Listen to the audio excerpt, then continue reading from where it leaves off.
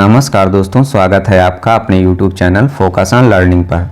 इस वीडियो में समसामयिकी क्रॉनिकल अप्रैल 2025 मंथ के सभी MCQ वाले प्रश्नों को डिटेल में एनालिसिस किया जाएगा।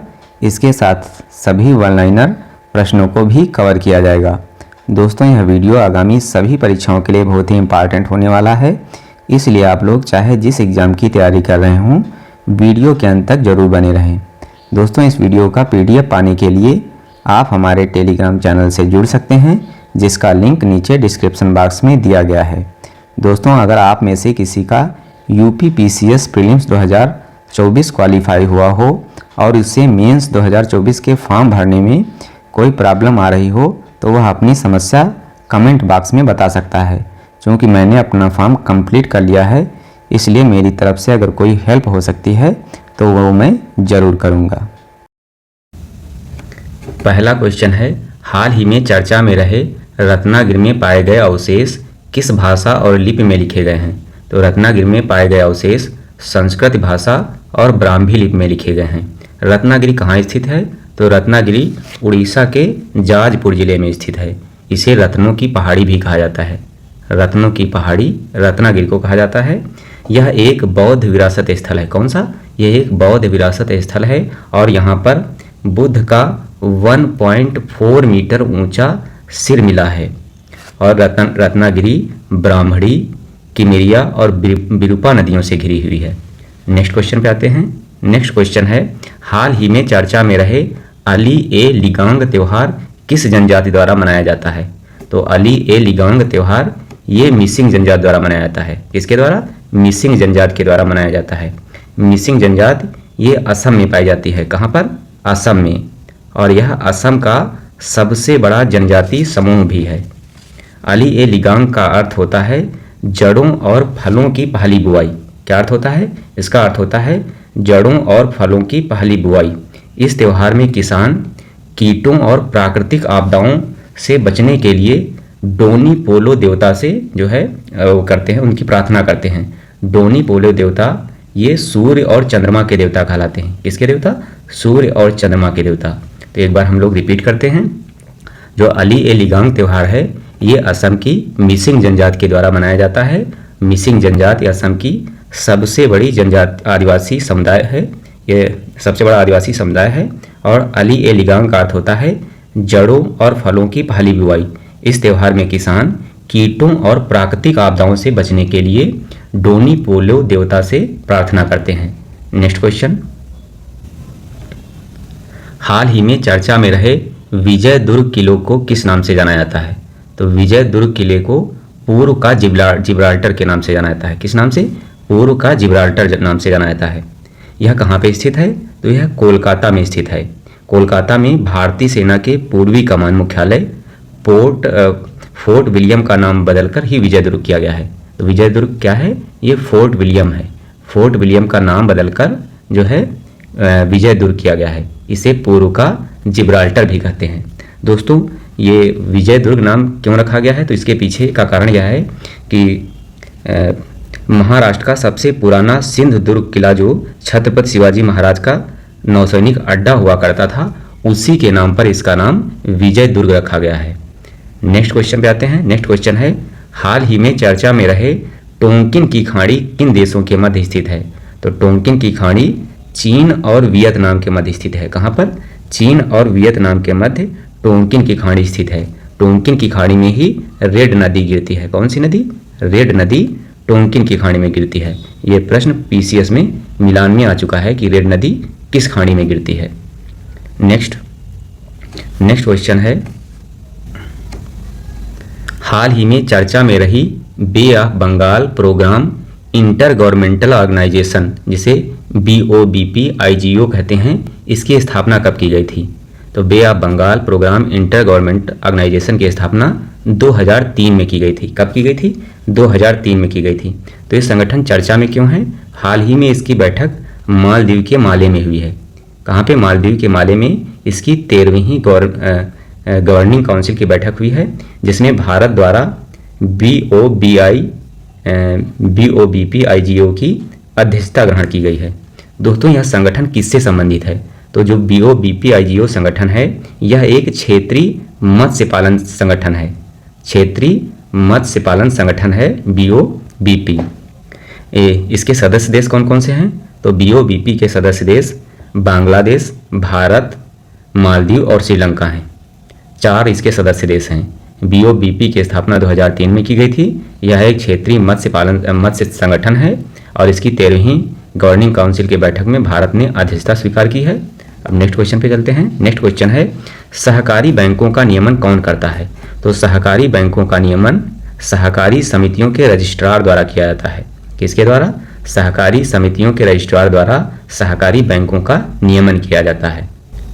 क्वेश्चन नंबर 7 है हाल ही में चर्चा में रहे माजोराना 1 क्वांटम चिप किस कंपनी द्वारा विकसित की गई है? तो माजोराना 1 क्वांटम चिप ये माइक्रोसॉफ्ट के द्वारा विकसित की गई है। किसके द्वारा? माइक्रोसॉफ्ट के द्वारा इसे विकसित किया गया है।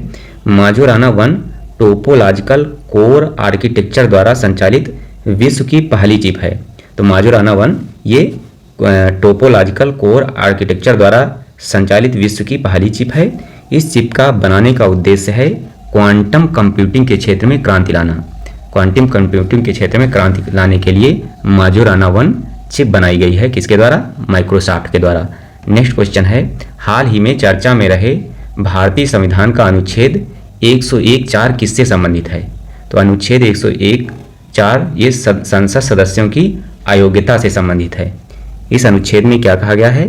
तो इस अनुच्छेद के अनुसार यदि संसद के किसी सदन का कोई सदस्य 60 दिन तक की अवधि में बगैर संसद को सूचित किए अनुपस्थित रहता है तो उसकी संसद सदस्यता समाप्त की जा सकती है। लेकिन 60 दिन की इस अवधि में उन दिनों को शामिल नहीं किया जाएगा जहां पर संसद 4 या अधिक दिनों के लिए लगातार स्थगित रही हो। और इस अनुच्छेद के तहत सबसे पहले बर्खास्त किए गए संसद सदस्य थे कौन थे? तो ये राज्यसभा सांसद बरजिंदर सिंह। कौन? बरजिंदर सिंह राज्यसभा सांसद को सबसे पहले अनुच्छेद 101(4) के तहत बर्खास्त किया गया था। नेक्स्ट क्वेश्चन है हाल ही में चर्चा में रहे अनुच्छेद 72 के अंतर्गत राष्ट्रपति को कौन सा अधिकार है? तो अनुच्छेद 72 के तहत राष्ट्रपति को दया याचिका स्वीकार करने का अधिकार है। दया याचिका स्वीकार करने का अधिकार राष्ट्रपति को अनुच्छेद 72 के तहत दिया गया है।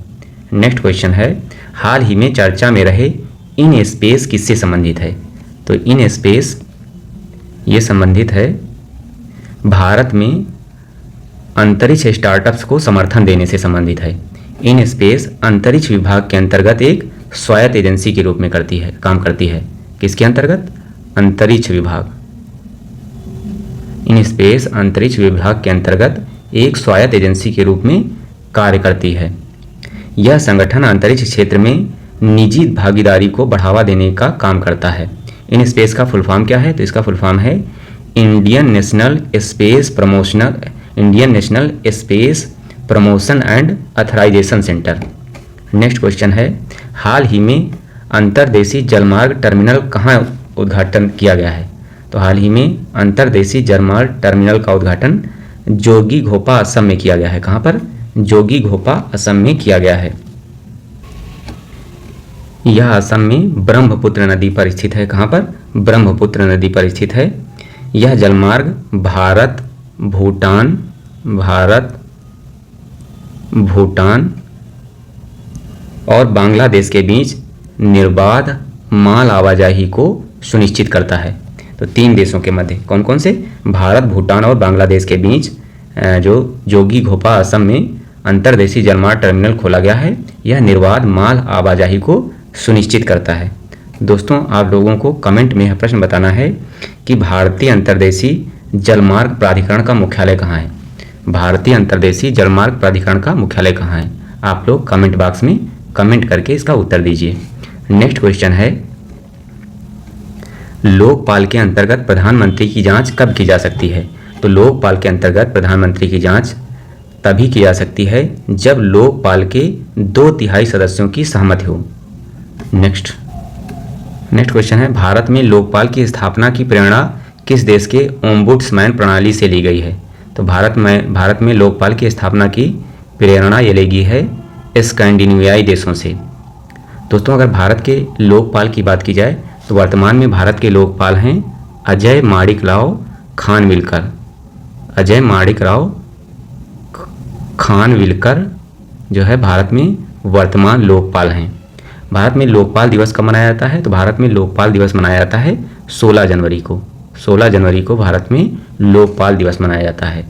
नेक्स्ट क्वेश्चन है, हाल ही में चर्चा में रहे भारतीय न्याय संहिता 2023 की धारा 294 किस विषय से संबंधित है?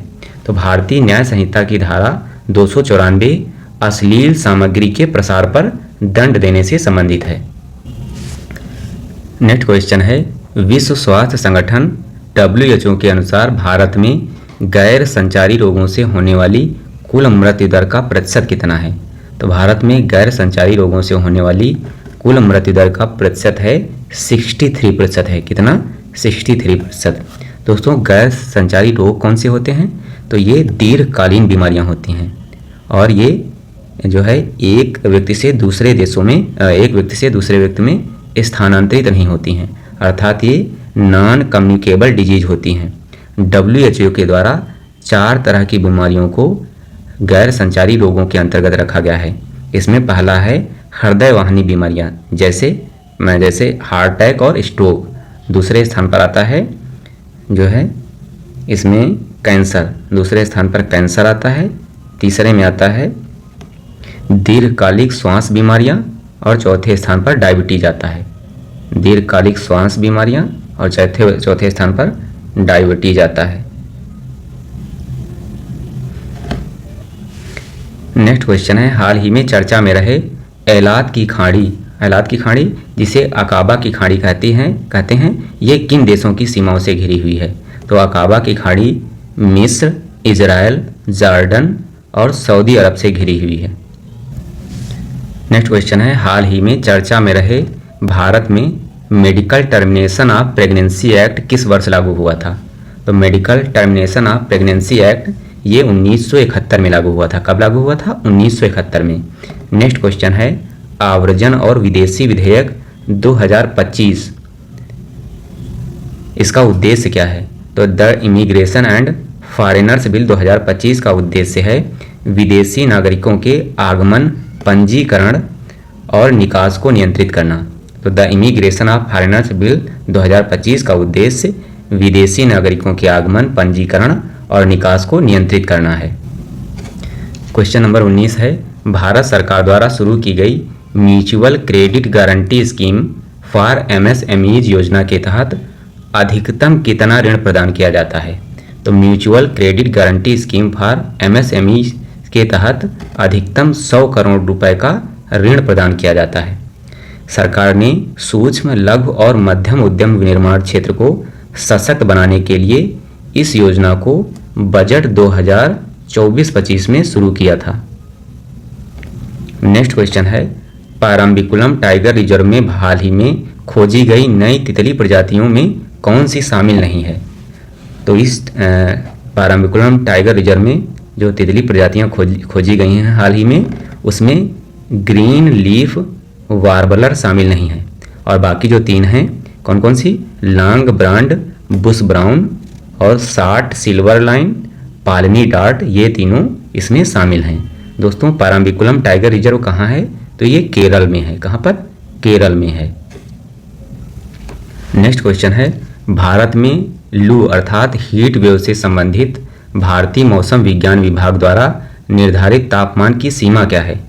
तो भारत में हीट वेव की सीमा है ये मैदानी क्षेत्रों के लिए 40 डिग्री सेंटीग्रेड, अर्थात जब हवाएं 40 डिग्री सेंटीग्रेड तापमान तक गर्म हो जाती हैं तो उन्हें हीट वेव कहा जाता है। दोस्तों IMD की स्थापना कब हुई थी? तो IMD की स्थापना 1875 में हुई थी। इसका हेडक्वार्टर कहाँ पे है? न्यू दिल्ली में है। न्यू दिल्ली में इसका हेडक्वार्टर है। नेक्स्ट क्वेश्चन, भारत में उच्च न्यायालय के न्यायाधीशों को हटाने की प्रक्रिया किस अधिनियम के तहत निर्धारित की गई है? तो भारत में उच्च न्यायालय के न्यायाधीशों को हटाने की प्रक्रिया न्यायाधीश जांच अधिनियम 1968 के तहत निर्धारित की गई है। नेक्स्ट क्वेश्चन है, भारत म्यांमार सीमा के तहत निःशुल्क आवाजाही व्यवस्था के तहत संशोधित सीमा की अधिकतम दूरी कितनी निर्धारित की गई है? तो भारत और म्यांमार सीमा के तहत आवाजाही निःशुल्क आवाजाही व्यवस्था के तहत संशोधित सीमा 10 किलोमीटर निर्धारित की गई है। दोस्तों, ये जो भारत निःशुल्क आवाजाही व्यवस्था समझौता था, ये भारत और म्यांमार के मध्य 1968 में किया गया था। तो ये समझौता क्यों किया गया था? क्योंकि दोनों देशों की सीमाओं के मध्य के लोग सांस्कृतिक और जो है नृजातीय रूप के साथ साथ आपस में व्यापार करते थे, और इसके लिए बगैर वीज़ा फ्री एंट्री के लिए दोनों तरफ के लोग एक दूसरे से मिल सकें, इसके लिए यह समझौता किया गया था। 1968 में निःशुल्क आवाजाही की मतलब निःशुल्क आवाजाही व्यवस्था के तहत 40 किलोमीटर की सीमा तय की गई थी, जिसे 2004 में घटाकर कितने किलोमीटर कर दिया गया था? 16 किलोमीटर। 16 किलोमीटर 2004 में कर दिया गया था, और वर्तमान में 2025 में इस सीमा को घटाकर 10 किलोमीटर कर दिया गया है। तो भारत और म्यांमार सीमा के तहत वर्तमान में निःशुल्क आवाजाही व्यवस्था के तहत संशोधित सीमा की अधिकतम दूरी 10 किलोमीटर है। नेक्स्ट क्वेश्चन है, भारत के पहले स्वचालित जैव चिकित्सा अपशिष्ट उपचार संयंत्र का नाम क्या है? तो भारत के पहले ऑटोमेटेड बायोमेडिकल वेस्ट ट्रीटमेंट का नाम सृजनम है। क्या नाम है? सृजनम। दोस्तों, ये मोस्ट इंपॉर्टेंट क्वेश्चन है। सृजनम जो है इसका शुभारंभ कहाँ पे किया गया है? तो इसका शुभारंभ एम्स नई दिल्ली में किया गया है। कहाँ पर? एम्स नई दिल्ली में इसका शुभारंभ किया गया है, और यह भारत का पहला स्वचालित जैव चिकित्सा अपशिष्ट उपचार संयंत्र है। नेक्स्ट क्वेश्चन है, उच्चतम न्यायालय के किसी न्यायाधीश को हटाने के लिए संसद में प्रस्ताव पारित करने के लिए कितनी विशेष बहुमत की आवश्यकता होती है? तो संसद में किसी न्यायाधीश को हटाने के लिए प्रस्ताव में 2/3 उपस्थित और मतदान करने वाले सदस्यों के हस्ताक्षर की जो है आवश्यकता। खान मंत्रालय के मुख्य लेखा नियंत्रक कार्यालय द्वारा हाल ही में आयोजित वर्कशॉप का मुख्य उद्देश्य क्या है? तो इसका उद्देश्य है ई बिल की कार्यक्षमता और लाभों की जानकारी।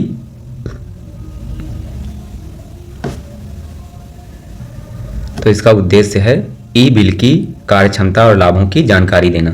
नेक्स्ट क्वेश्चन है, भारत के 26वें मुख्य चुनाव आयुक्त के रूप में किसे नियुक्त किया गया है? तो भारत में 26वें मुख्य चुनाव आयुक्त के रूप में ज्ञानेश कुमार को नियुक्त किया गया है। किसे? ज्ञानेश कुमार को। ये केरल कैडर के 1988 बैच के आईएएस अधिकारी हैं, और इनकी नियुक्ति मुख्य चुनाव आयुक्त एवं अन्य चुनाव आयुक्त 2023 के तहत पहली नियुक्ति है। अर्थात जो मुख्य चुनाव आयुक्त एवं अन्य चुनाव आयुक्त अधिनियम 2023 आया है, उसके तहत पहली बार ज्ञानेश कुमार की नियुक्ति की गई है। नेक्स्ट क्वेश्चन है, भारत सरकार द्वारा लॉन्च की गई AI फॉर एंटरप्रेन्योरशिप पहल के तहत कितने लाख युवाओं को प्रशिक्षित करने का लक्ष्य है?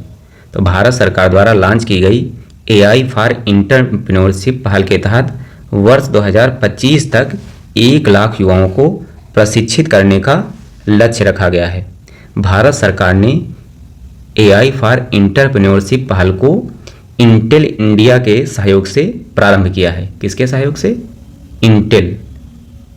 इंटेल इंडिया के सहयोग से भारत सरकार ने AI फॉर एंटरप्रेन्योरशिप पहल को प्रारंभ किया है।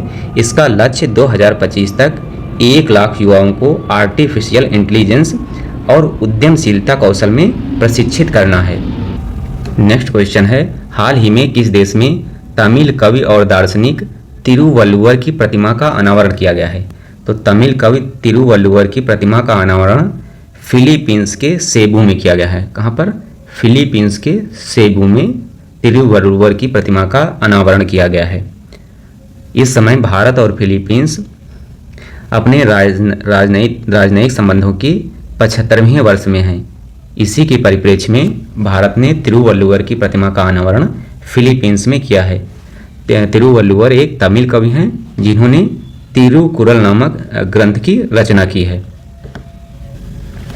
नेक्स्ट क्वेश्चन है, 5वीं बहुपक्षीय नौसेना अभ्यास कोमोडो का आयोजन कहाँ किया गया है?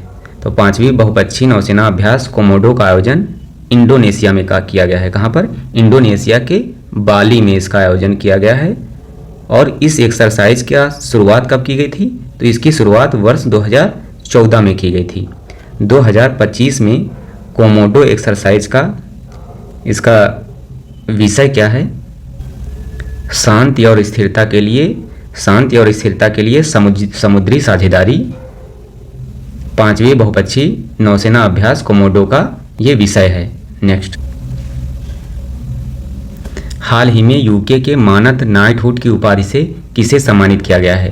तो यूके के मानद नाइटहुड उपाधि से एन चंद्रशेखरन को सम्मानित किया गया है। किसे? एन चंद्रशेखरन को। नेक्स्ट, भारतीय पुरातत्व सर्वेक्षण ने किस एजेंसी के साथ मिलकर विरासत स्थलों की जलवायु निगरानी के लिए स्वचालित मौसम स्टेशन स्थापित किए हैं? तो ये मौसम स्टेशन इसरो के द्वारा स्थापित किए गए हैं। नेक्स्ट क्वेश्चन है, हाल ही में चर्चा में रहे वह कौन सा सांस्कृतिक स्थल है जो बढ़ते समुद्री जल स्तर के कारण प्रभावित हो सकता है? तो महाबलीपुरम बढ़ते समुद्री जल स्तर के कारण प्रभावित हो सकता है, इसीलिए ये चर्चा में रहा था। हाल ही में चर्चा में रहे व्यभिचार को अपराध की श्रेणी से हटाने का मुख्य कारण क्या था? तो इसका कारण था महिलाओं के अधिकारों का हनन, विवाह के निजी संबंधों में दखल और अनुच्छेद 14 और 21 का उल्लंघन। इन तीनों कारणों से व्यभिचार को अपराध की श्रेणी से हटा दिया गया है, इसलिए इसका उत्तर डी सही हो जाएगा। हाल ही में चर्चा में रहे राष्ट्रीय न्यायिक नियुक्ति आयोग को किस वर्ष असंवैधानिक घोषित किया गया था? तो NJAC अर्थात राष्ट्रीय न्यायिक नियुक्ति आयोग, इसे 2015 में असंवैधानिक घोषित कर दिया गया था। हाल ही में ICRISAT द्वारा किए गए अध्ययन के अनुसार ग्रामीण भारत में प्रोटीन की कमी का मुख्य कारण क्या है? तो ग्रामीण भारत में प्रोटीन की कमी का मुख्य कारण केवल अनाज आधारित आहार पर निर्भरता है, और इसमें दालों और प्रोटीन के अन्य स्रोतों जैसे पनीर और दूध की कमी के कारण ग्रामीण भारत में जो है प्रोटीन की कमी देखी जा सकती है। नेक्स्ट, भारतीय संविधान का कौन सा अनुच्छेद उच्च न्यायालय में सेवानिवृत्त न्यायाधीशों की पुनर्नियुक्ति की अनुमति देता है? तो भारतीय संविधान का अनुच्छेद 224A उच्च न्यायालयों में सेवानिवृत्त न्यायाधीशों की पुनर्नियुक्ति की अनुमति देता है।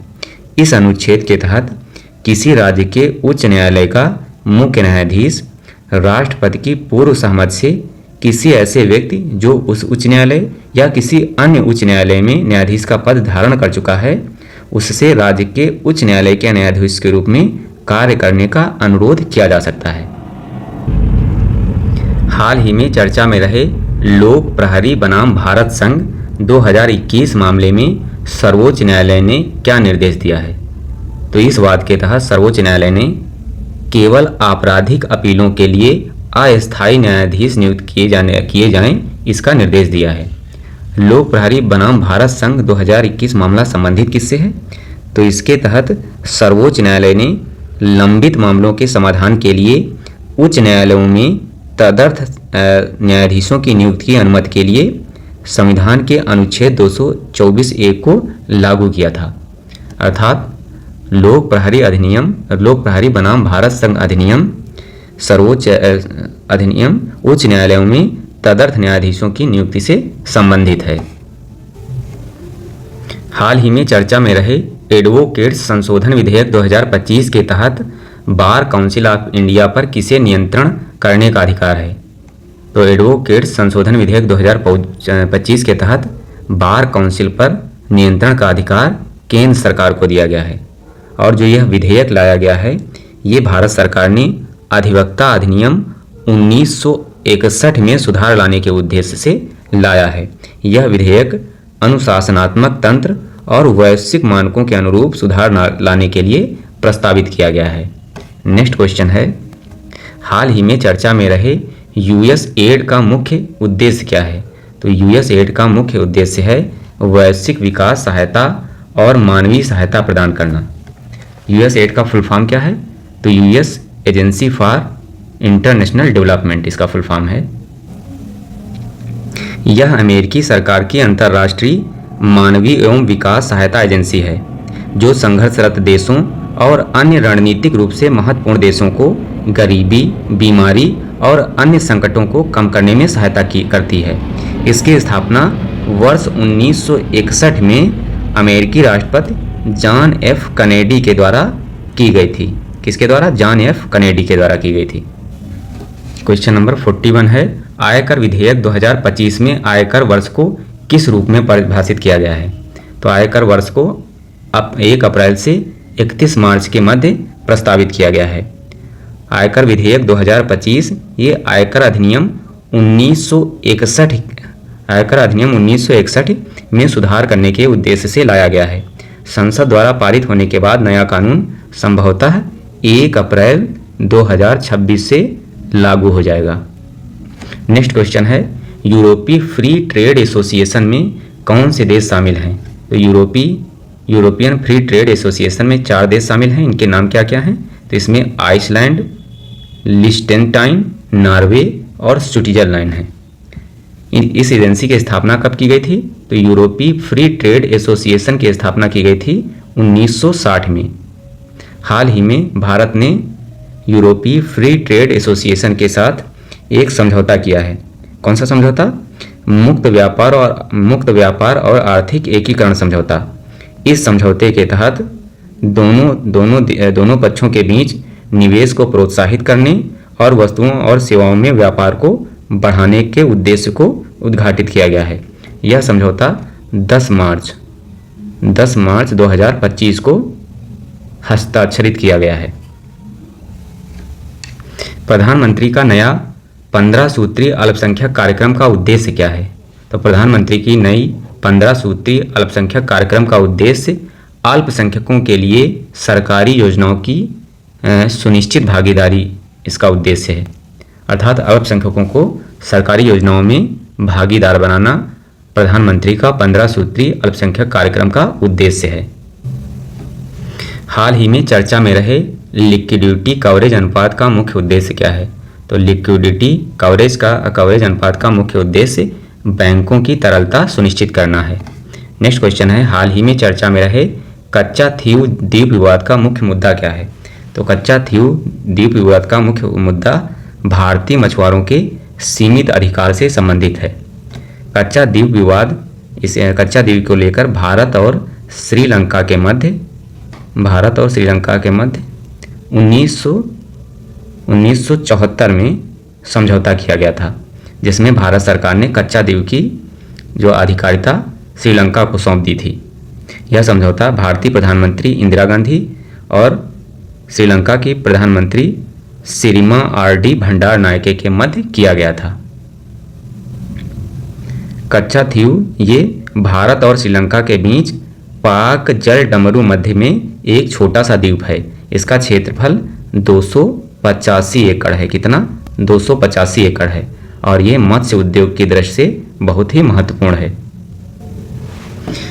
हाल ही में जारी भ्रष्टाचार धारणा सूचकांक 2024 में भारत की रैंक क्या है? तो भ्रष्टाचार धारणा सूचकांक में भारत की रैंक 96वीं ही है, 96। नेक्स्ट क्वेश्चन है, अगला एआई शिखर सम्मेलन किस देश में आयोजित किया जाएगा? तो अगला एआई शिखर सम्मेलन 2026 में ये भारत में आयोजित किया जाएगा और 2025 में इस सम्मेलन का आयोजन फ्रांस के पेरिस में 11 फरवरी को किया गया है। 11 फरवरी को जो ये सम्मेलन आयोजित किया गया था, इसमें भारत और फ्रांस ने मिलकर इसकी अध्यक्षता की थी और इसका विषय था लोगों और ग्रह के लिए समावेशी एवं टिकाऊ कृत्रिम बुद्धिमत्ता। अर्थात जो एआई शिखर सम्मेलन 2024-25 हुआ है, उसका थीम है लोगों और ग्रह के लिए समावेशी एवं टिकाऊ कृत्रिम बुद्धिमत्ता। क्वेश्चन नंबर 48, हाल ही में राष्ट्रीय स्कूनर चैंपियनशिप का खिताब किसने जीता है? तो राष्ट्रीय स्कूनर चैंपियनशिप का खिताब पंकज आडवाणी ने जीता है। किसने? पंकज आडवाणी ने जीता है। नेक्स्ट क्वेश्चन है, पूसा कृषि विज्ञान मेला 2025 का विषय क्या है? तो पूसा कृषि विज्ञान मेला 2025 का विषय है उन्नत कृषि और विकसित भारत। उन्नत कृषि और विकसित भारत। इस मेले का आयोजन 22 से 24 फरवरी के मध्य कहाँ पर किया गया था? तो इसका आयोजन भारतीय कृषि अनुसंधान संस्थान नई दिल्ली में किया गया था। नई दिल्ली में पूसा कृषि विज्ञान मेला 2025 का आयोजन किया गया है। इस कार्यक्रम में किसानों को अन्नदाता से उद्यमी बनाने पर जोर दिया गया है। क्वेश्चन नंबर 50 है, मत्स्य 6000 क्या है, जिसने फरवरी 2025 में बंदरगाह पर सफलतापूर्वक पानी के अंदर परीक्षण पूरा किया है। तो मत्स्य 6000 यह एक गहरे समुद्र में चलने वाली मानव चालित पनडुब्बी है। क्या है? मानव चालित पनडुब्बी। मत्स्य 6000 मानव चालित पनडुब्बी है। इसका निर्माण राष्ट्रीय महासागर प्रौद्योगिकी संस्थान चेन्नई के द्वारा किया गया है। अभी तक केवल 5 देशों अमेरिका, फ्रांस, चीन, रूस और जापान ने ऐसी गहरे समुद्र में चलने वाली मानव युक्त पनडुब्बी के निर्माण में सफलता हासिल की है और भारत ऐसा करने वाला 6ठा देश बन गया है। दोस्तों, वीडियो पसंद आया हो तो वीडियो को लाइक करें, चैनल को सब्सक्राइब करें। धन्यवाद। इसके बाद हम लोग वन लाइनर समसामयिकी को देखेंगे। आप लोग इसमें भी अपनी उपस्थिति दर्ज कराना, क्योंकि ये बहुत ही इम्पॉर्टेंट क्वेश्चन है।